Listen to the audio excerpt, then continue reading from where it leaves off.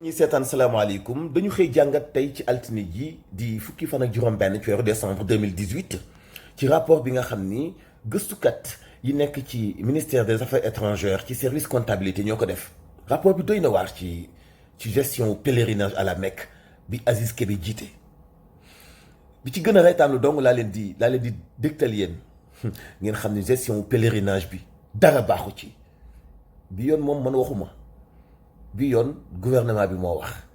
ndax service comptabilité bu ci ministère des affaires étrangères bi yilif Aziz Kébé ñoo def seen ay audit ci jalgati yi Aziz Kébé jalgati déglu leen bi gën a reetaanlu Aziz Kébé bi muy remplacé général Dia ci atum 2016 ñu koy jébbal lenge yi fukki imprimante ak juróom-benn ak juróom-ñaar la ñu fa bàyyi woon te ba léegi gisaguñu benn imprimante boo xam ne yokk na fa nee nañu ci rapport bi de. waaye Aziz Kébé ci bi muy signalé daf leen signalé 1159 cartouches 1159 cartouches xam nga loolu équivalence lan la 30 imprimantes yoo xam ne chaque jour imprimante bu nekk utiliser benn cartouche 30 imprimantes yoo xam ne benn bu nekk chaque jour di nga utiliser benn cartouche te ba suñu jonn yàlla tey gisuñu fenn. fu ñu signalé beneen cartouche wala beneen imprimante boo xam ne jënd nañu ko ñu dem ci parc informatique bu délégation générale au pèlerinage ba léegi nombre imprimante yi ñu fa bàyyi woon moo fa nekk nombre imprimante yi ñu fa bàyyi woon moo fa nekk rapport bi wax na ci ñàkk a def appel d'offre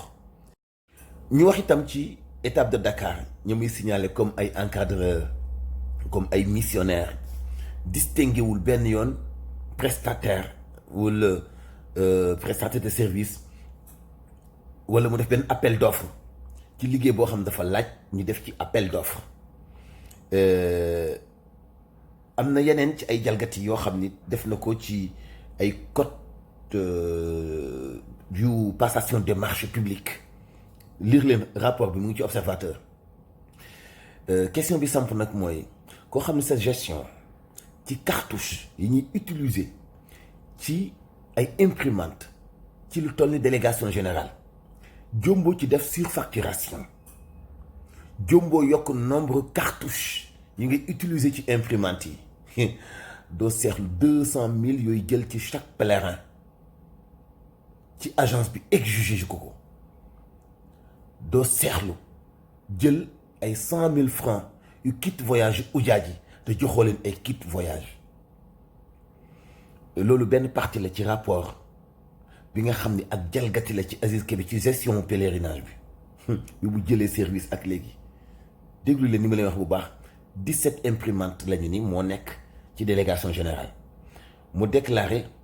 1159 cartouches te loolu boo ko calculer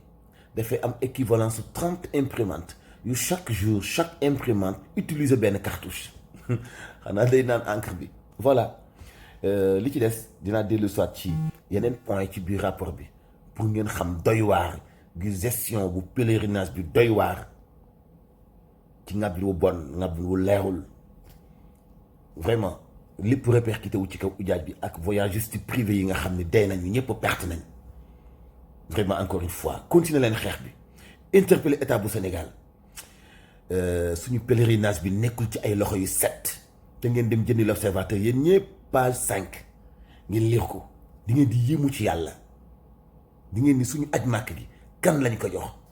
ci ay surfacturation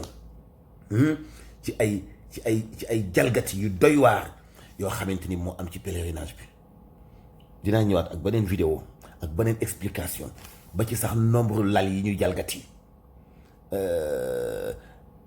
ak ay rencontre de guide ak lëndëmte gi ci am ak ay surfacturation ci ay produits pharmaceutiques ay surfacturation ci produits pharmaceutiques allahu akbar c'est trop ci pèlerinage à la Mecque dem leen lire observateur